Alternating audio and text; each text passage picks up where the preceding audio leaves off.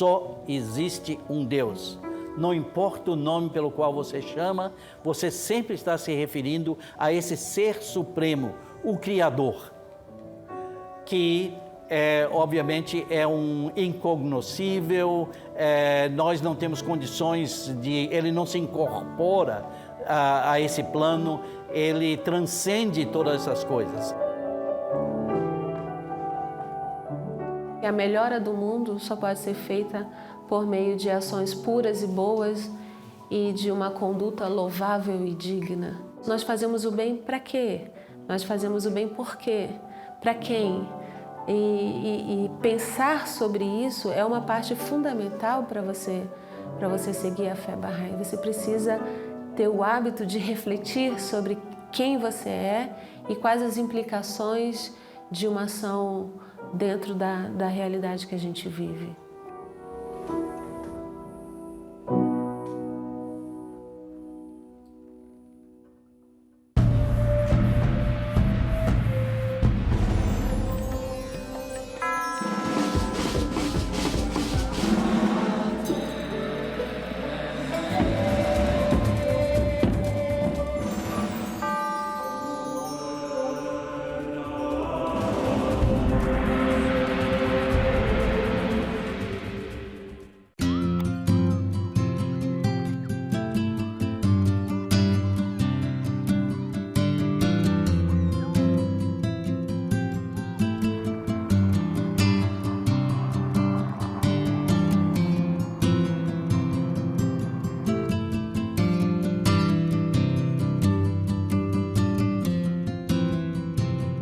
Na minha juventude, eu escolhi fazer ciências sociais, né, com ênfase em sociologia, mas ainda não tinha me encontrado. Então, em Manaus, que é a cidade onde eu nasci, tinha um projeto Bahá'í socioeducativo de uma faculdade comunitária. E comecei a investigar isso, era professora da faculdade, comecei a entrar em contato com o conhecimento Bahá'í, com os estudos Bahá'í, e aquilo foi me encantando, e acabei me declarando, eu sou há 10 anos Bahá'í, a qualquer momento, em qualquer lugar, eu posso servir, eu posso oferecer meu trabalho para Deus e dizer, eu sou Bahá'í.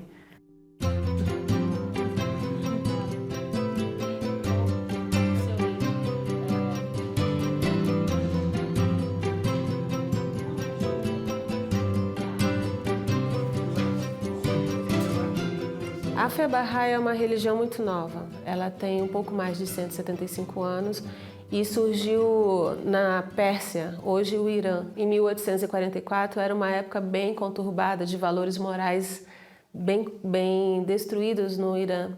E surgiu o primeiro que veio e trouxe a revelação de Baha'u'lláh, Bab, e ele disse que o mensageiro de Deus estava chegando.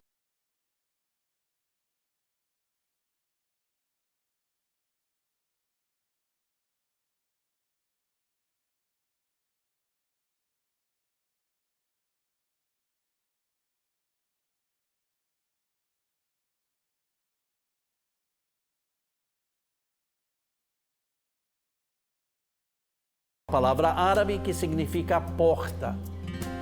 Ele trazia ensinamentos para abrir e preparar o caminho para aquele que Deus irá manifestar. É assim que ele designa aquela pessoa que viria depois dele.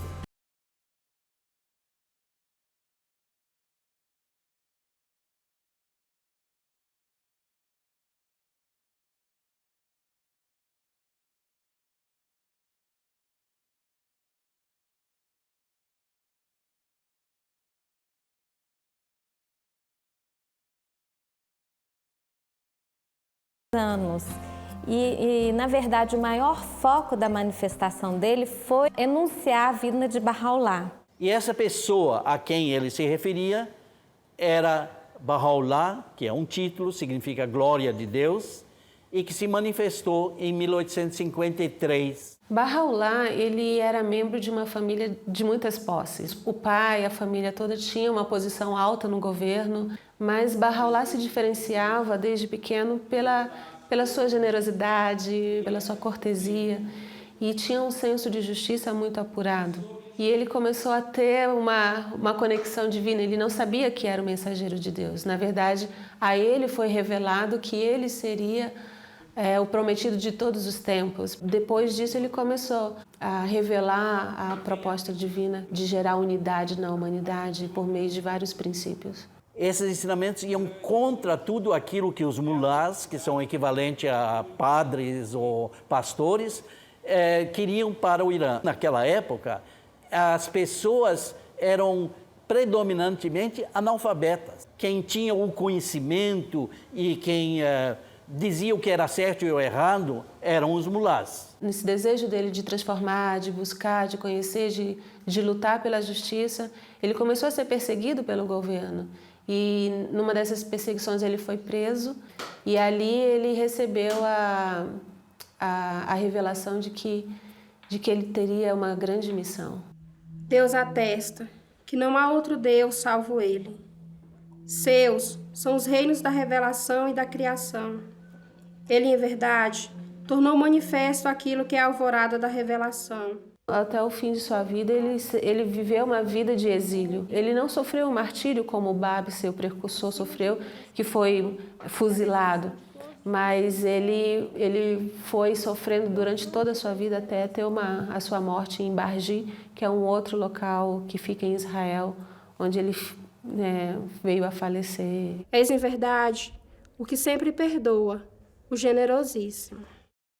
No início do século XX, Baha'is do mundo inteiro eles começaram a receber uma missão de que eles deveriam viajar para os países onde não existia a fé Baha'i. O filho de Baha'u'lláh, Abdu'l-Bahá, tinha mandado uma série de epístolas dizendo o que os Baha'is deveriam fazer, para onde eles deveriam ir, a fim de levar os ensinamentos de Baha'u'lláh a toda a humanidade. A fé chega no Brasil em 1921. Uma Baha'i americana, chamava Leonora Armstrong, veio muito jovem para o Brasil, simplesmente com o desejo de que o povo brasileiro soubesse o que é a fé Baha'i. Do Rio ela vai para Santos e mais tarde retorna para os Estados Unidos, e quando volta definitivamente para o Brasil, ela vem e se estabelece na Bahia. Aqui ela se dedicou a difundir os ensinamentos Baha'is e a trabalhar em obras sociais. Ela viveu o resto de sua vida, foi dedicada a isso e veio a falecer nos idos dos anos 80. Allahu Akbar, Allahu Akbar, Allahu Akbar, Allahu Akbar. Allahu Akbar, Allahu Akbar, Allahu Akbar, Allahu Akbar. Allahu Akbar, Allahu Akbar, Allahu Akbar. Só existe um Deus.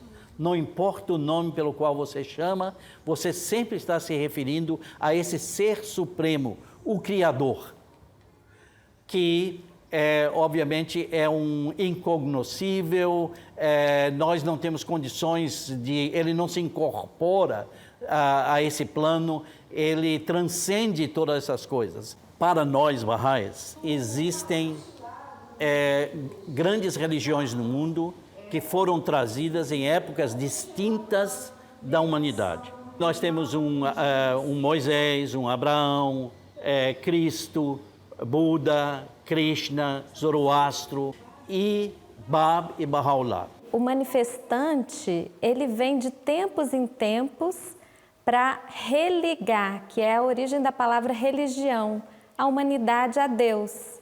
E então eles trazem a mesma proposta espiritual de amor, de perdão, de crescimento espiritual, mas o que vai mudando são as leis sociais.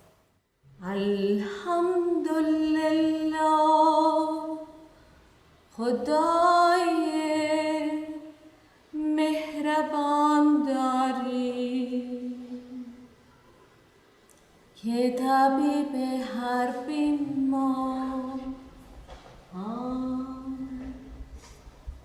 va ghamkhar har mubtala.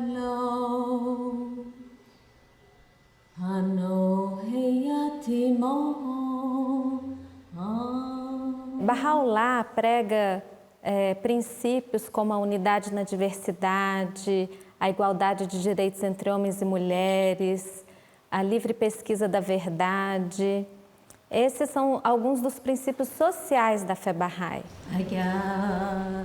Aquilo que a gente pensa deve refletir aquilo que a gente fala, e aquilo que a gente fala deve refletir aquilo que a gente faz, né? É uma religião que busca a coerência entre a teoria e a prática. Essa pesquisa da verdade, ela é importante para que você destrua os preconceitos e pré-noções que são construídos pela falta de conhecimento. Todos temos direito à educação, a quebra dessas barreiras políticas e geográficas, geopolíticas que existem entre nós, que nós somos uma única nação.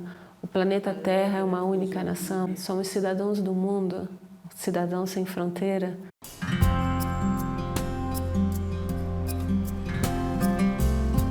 Antigamente eu falava assim, teve uma catástrofe lá nos Estados Unidos, graças a Deus que não foi aqui.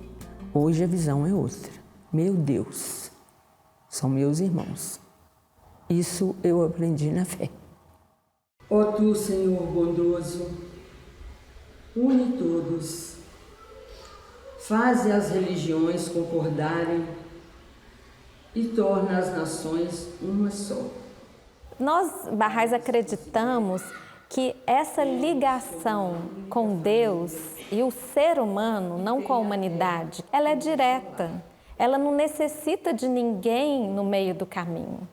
Então, Deus sabe da sua limitação, da sua capacidade e da sua vontade de transformação.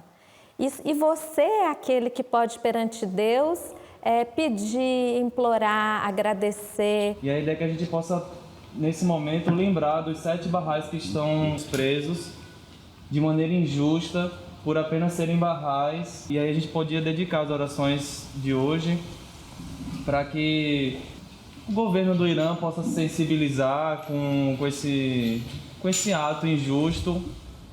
Perante a comunidade, todos os Bahá'ís são iguais. Têm todos os mesmos direitos, só exercem talvez funções distintas. Nós temos uma série de atividades que são organizadas pela administração Bahá'í. São 9 pessoas que são eleitas e essas 9 pessoas juntas, elas formam a administração local, nacional e internacional. E a partir delas que são feitas as organizações da comunidade. Ó Deus, meu Deus, que desvanece minha angústia através de tua soberania e teu poder.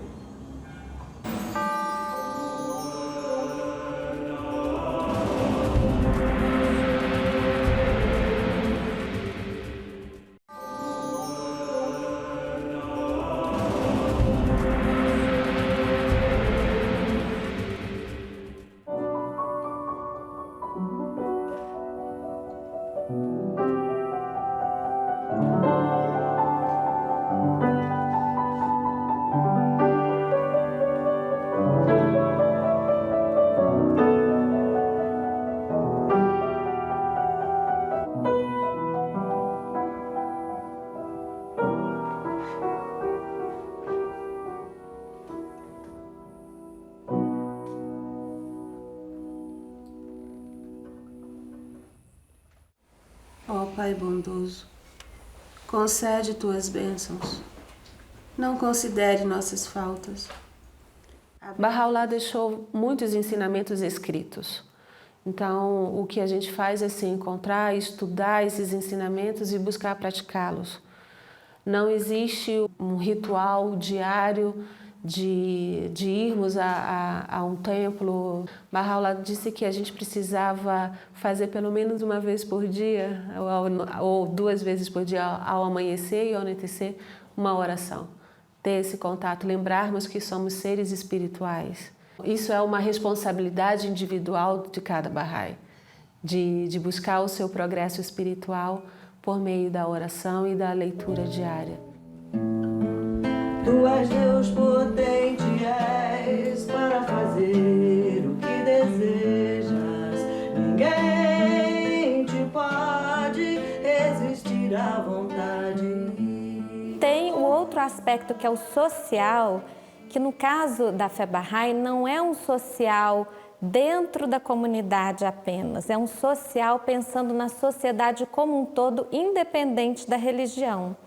Então a gente se envolve muito em educação infantil, educação de pré-adolescentes, temos reuniões devocionais, temos visita aos lares, todos com uma proposta social de uma educação moral e de valores morais, e não necessariamente de pregar sobre a fé.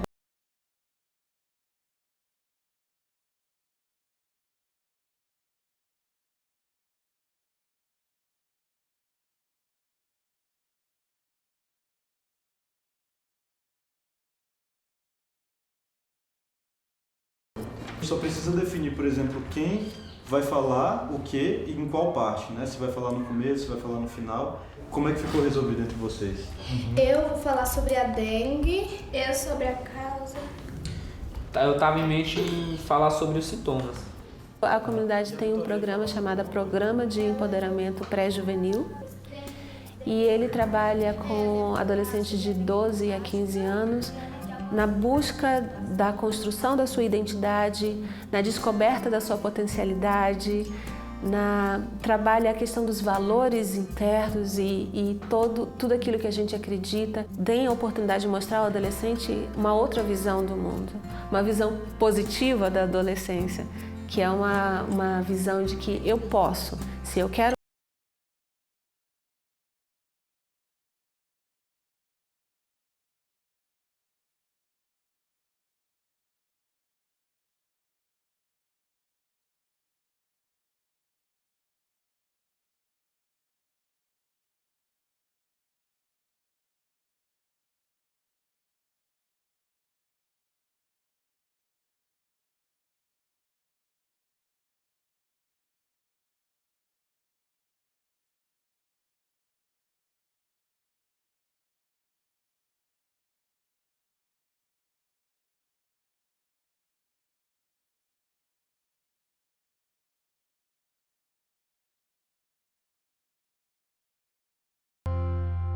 Em 1965, foi descrito o primeiro caso de dengue no Brasil, na cidade de Recife. Seu principal vetor de transmissão é o mosquito Aedes aegypti. A melhora do mundo só pode ser feita por meio de ações puras e boas e de uma conduta louvável e digna.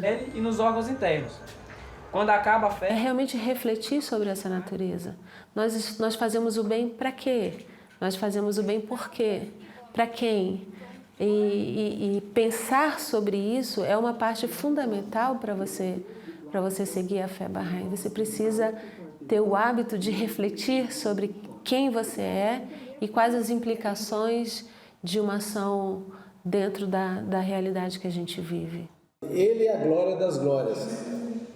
Eis que desceu do reino da glória, proferido pela língua do poder e grandeza e revelado aos profetas de antanho. Nós lhe tiramos a quinta essência e a revestimos com a roupagem da brevidade. O livro mais sagrado para nós Bahá'ís é o Kitab Actas, que é o livro das leis. É onde Bahá'u'lláh escreve todas as leis que um Bahá'í deveria seguir em sua vida.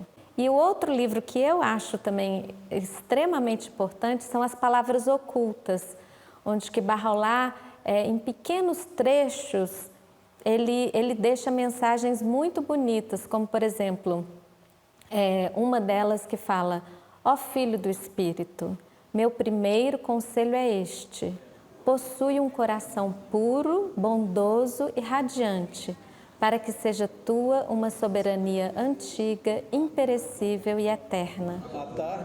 Nós temos algumas construções, como aqui onde nós estamos, em que os Bahá'ís se reúnem para suas festividades, para fazerem orações. No futuro, pelo que Bahá'u'lláh colocou no seu livro mais sagrado, em cada cidade ou em cada povoado ou cidade existirá um Mashrul Askar, que é um lugar, um ponto de adoração de Deus. Essa casa de adoração tem 9 lados, e é aberta para qualquer pessoa de qualquer religião, não só para Bahá'ís. A razão principal é que dá a ideia de que por cada uma das portas as pessoas de uma das grandes religiões do mundo podem entrar e fazer sua devoção, orar, comungar com Deus. Ó tu que és a manifestação da grandeza do teu irmão. Nós temos algumas datas importantes que a gente celebra junto, que é o Ano Novo Bahá'í, porque a gente segue um cronograma, um calendário cronológico diferente, que acontece no dia 20 de março, e os Bahá'ís celebram o Ano Novo, aquele sentimento de reconstrução, renovação que todo final de ano tem. A gente tem os aniversários, que são as datas de nascimento do Bab, de Bahá'u'lláh, que também a gente celebra junto, a data de seu martírio. Nós temos o Festival do Rizwan, que é esse festival onde a gente se encontra para estudar, para meditar, para eleger novos representantes, para falar das boas novas. É um momento em que a Casa Universal de Justiça escreve ao mundo Bahá'í dizendo a sua mensagem para o ano. E um momento muito especial dentro da fé Bahá'í é o momento de preparação para o Ano Novo Bahá'í, que a gente faz um jejum, que a gente considera a limpeza espiritual, a purificação do corpo e a purificação da alma, da mente. Os Bahá'ís fazem jejum do amanhecer, né, com o nascer do sol, até o anoitecer com o pôr do sol. São 19 dias de jejum até chegar o dia do Ano Novo Bahá'í. Que possa amar a tua criação com teu amor maravilhoso,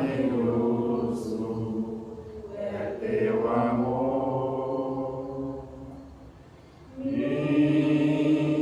Aquilo que hoje pode ser um grande defeito para nós, daqui a 1000 anos, não será mais.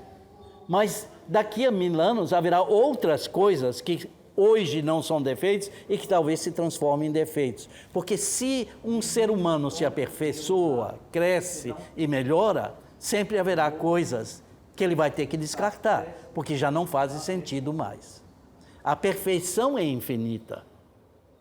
Então, aquilo que, acima de tudo, eu acho que hoje o mundo necessita é que mais e mais pessoas se dediquem a ajudar as crianças e os pré-jovens e os jovens a que trilhem um caminho melhor. O que nós, como Bahá'ís, estamos tentando fazer é contribuir de alguma forma para que o mundo venha a ter uma humanidade melhor.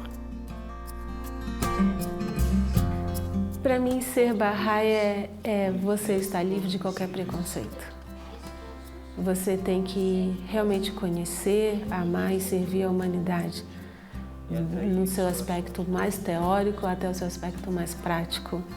Eu não posso dizer que, para a melhora do mundo, a gente tem que ser generoso, a gente tem que ser verdadeiro, ser veraz, se eu não pratico isso no meu dia a dia. É a construção de um novo hábito, é uma construção de uma nova ordem e eu preciso praticar aquilo que eu acredito. E ser Bahá'í é realmente servir o máximo que você pode em adoração a Deus. Não pelo reconhecimento, não pela fama ou, sei lá, por qualquer forma de agradecimento que você espera, mas simplesmente por você estar fazendo isso e ser agradável aos olhos de Deus. Primeiro, eu tenho todo o amor por Bahá'u'lláh. Eu tenho o que a gente chama de fé. Tudo o que tem acontecido no mundo, ele é de ordem espiritual e moral. Todas as transformações e mudanças que são necessárias para a gente se ter um mundo melhor hoje, é de ordem moral. Ser Bahá'í é tentar amar a todos. Estou tentando. Este é o meu foco. Mas só Deus vai conseguir dizer se eu alcancei alguma coisa. Quando eu era criança, nas minhas aulas Bahá'ís, a gente aprendeu uma música que até hoje eu penso e canto para os meus filhos, que dizia assim: ser Bahá'í significa simplesmente amar a humanidade e a toda gente, sem preconceito de raça ou de cor, a todos servindo com amor. E ser Bahá'í para mim é isso.